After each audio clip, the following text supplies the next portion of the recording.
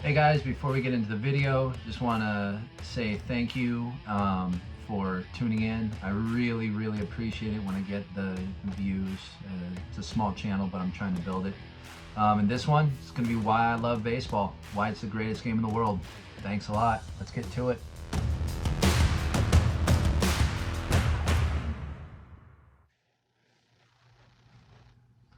Hey guys, thanks for tuning into the video.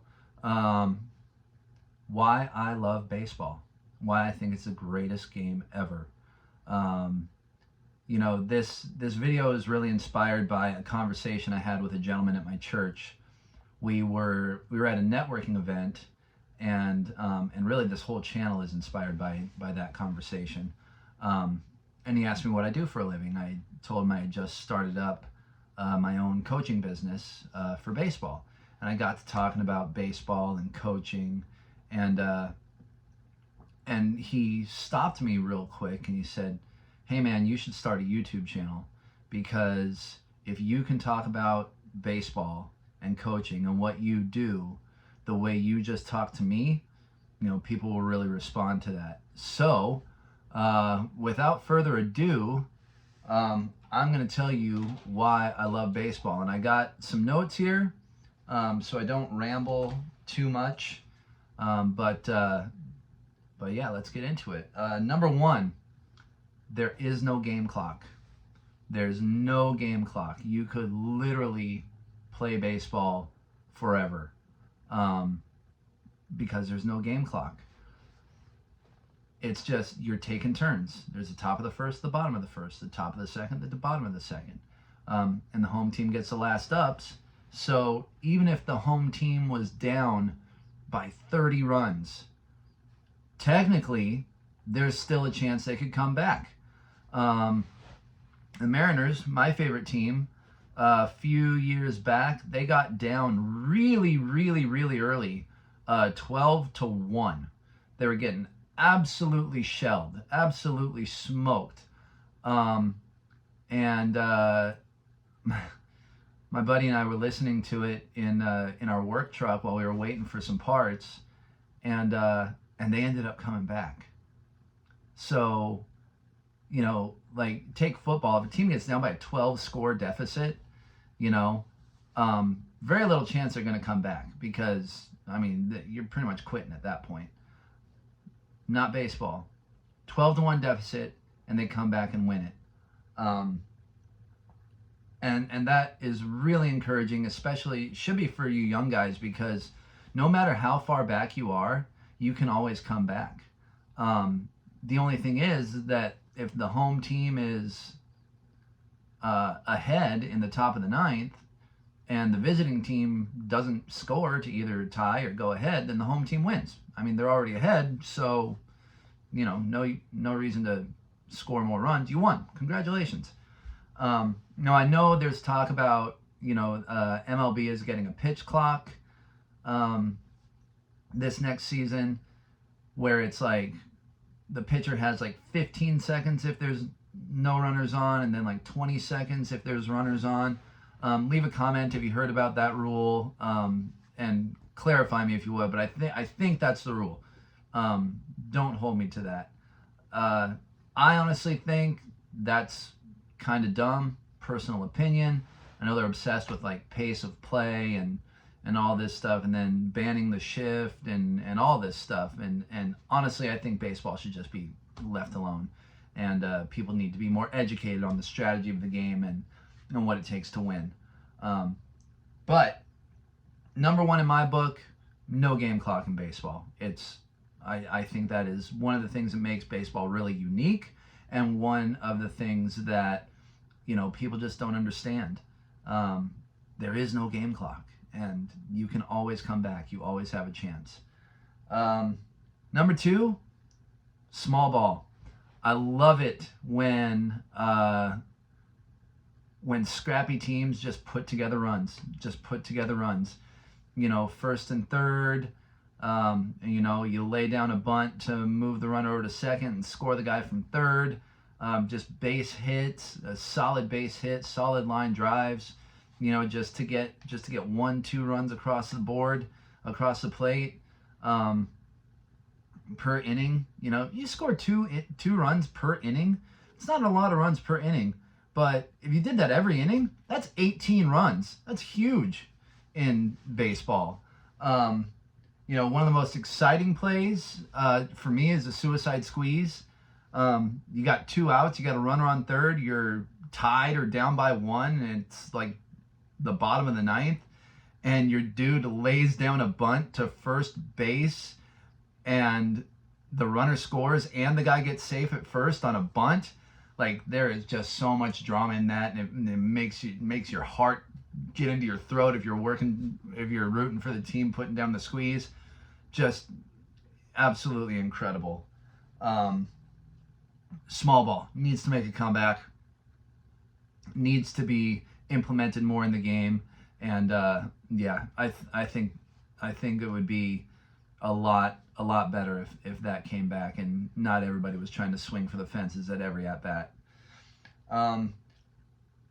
Pitching, my third favorite thing, and these aren't necessarily in order other than not having a clock, but pitching, you know, at the highest levels.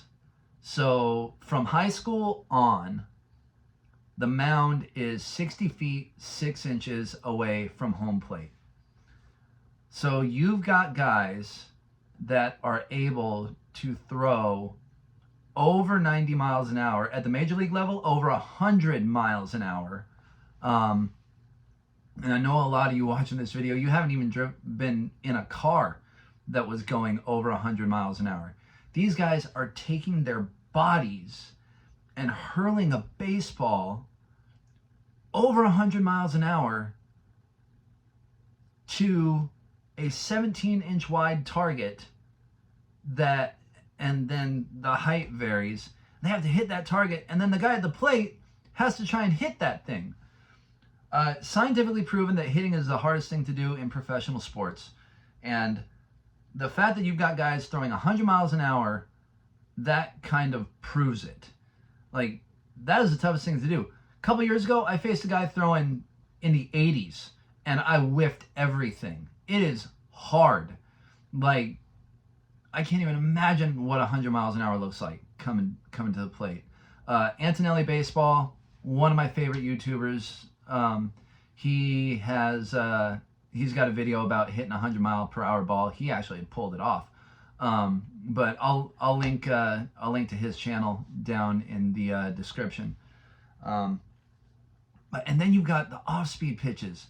I taught my guy Anthony how to throw a curveball, and I taught him my curveball, which, if you're a right-handed batter like I am, it looks like it's coming into your ear, and then it just drops into the strike zone. It is a nasty, nasty pitch.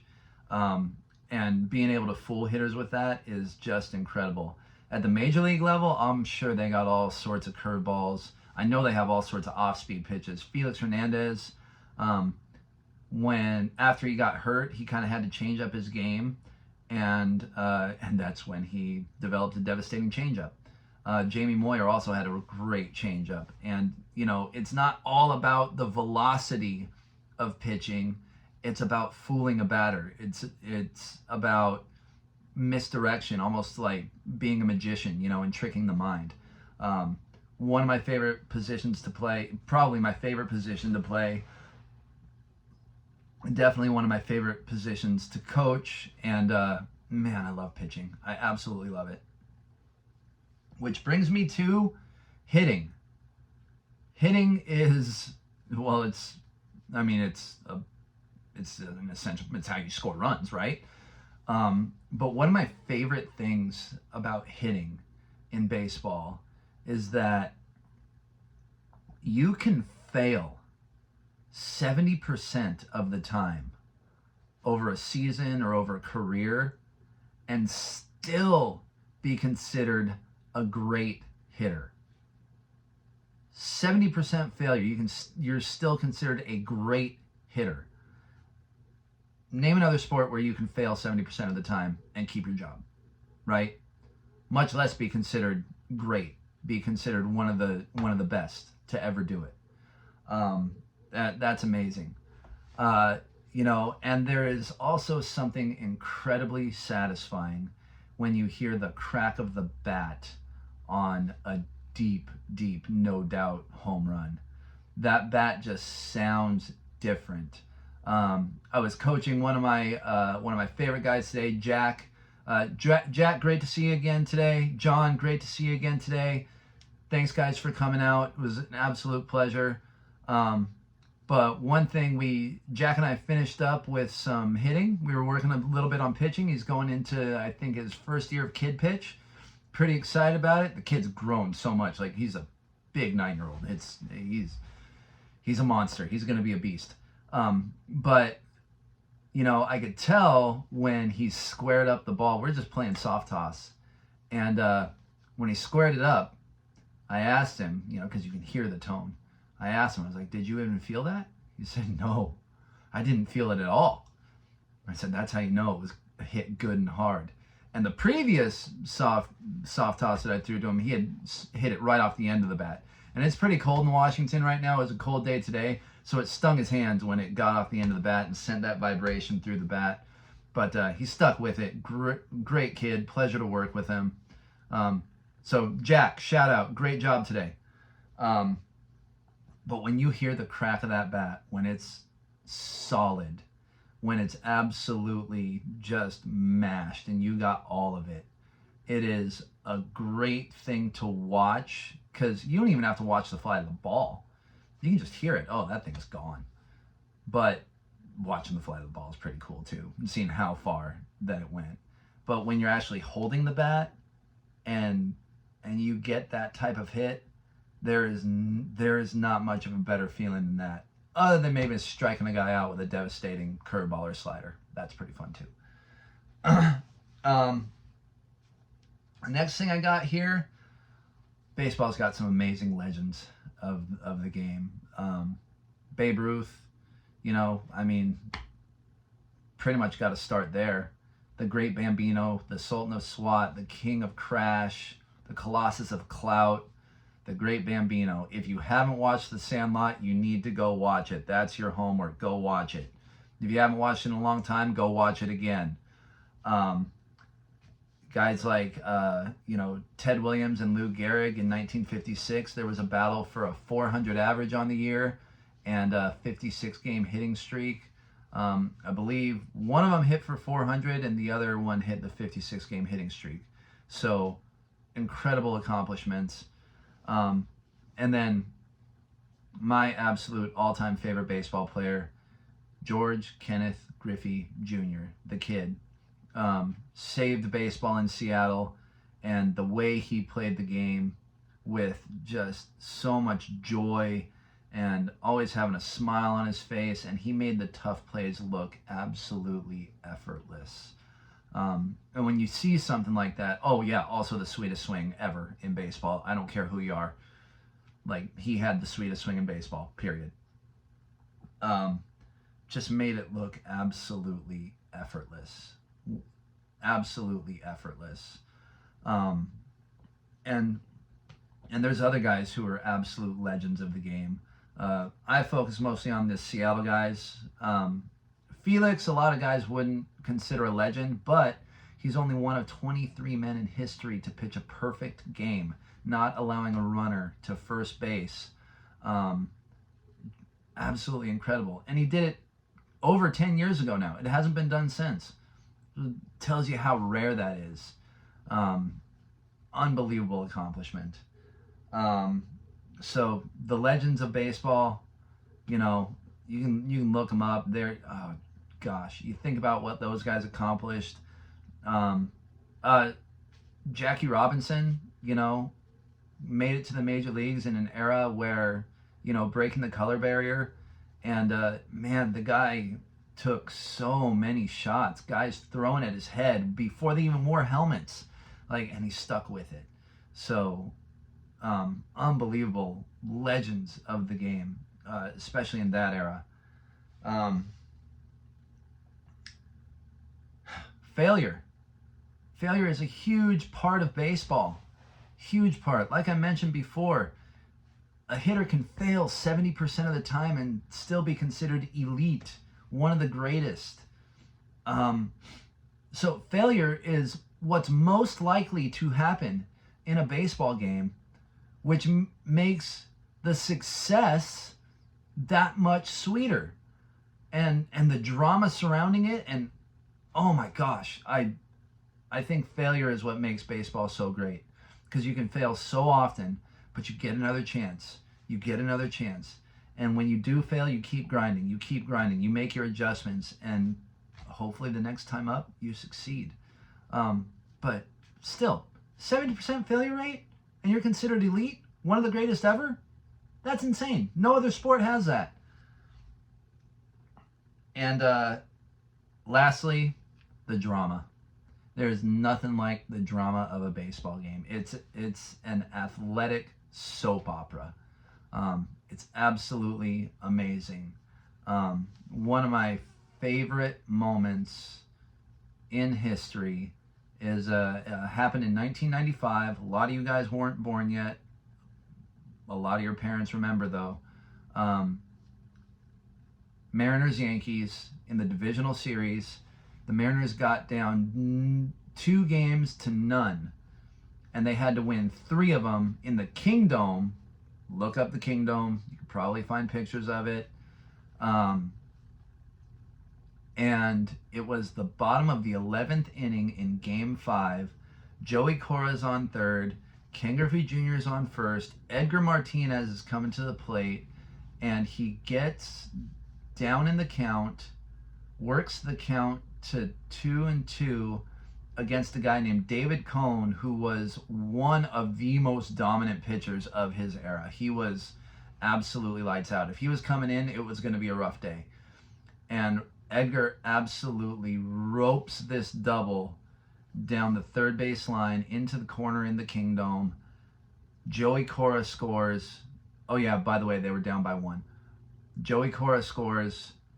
Ken Griffey Jr., and I remember him talking about this, he had nothing but scoring on his mind when he saw where the ball went.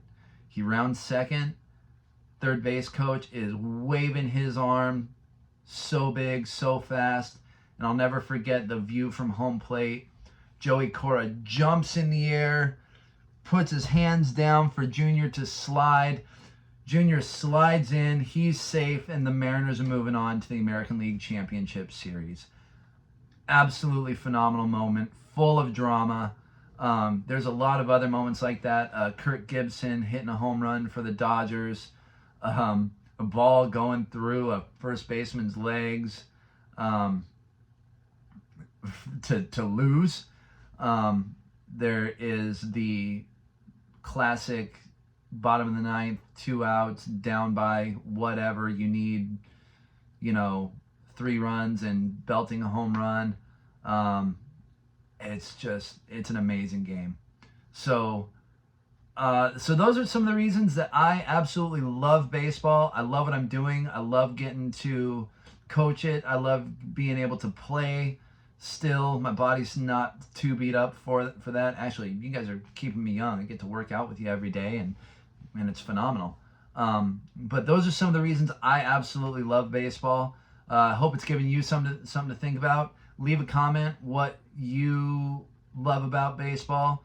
The merch store is open, so grab some gear there. I've got a shirt on the way to show you what it looks like. There's some other stuff in there. Coffee mug, a water bottle, a gym bag. But we're going to keep working on that. But like, share, and subscribe if you like this video. Leave a comment what you love about baseball. I think it's the greatest game ever. If you disagree, you're free to comment as well. Thanks a lot, guys. I'll see you in the next one.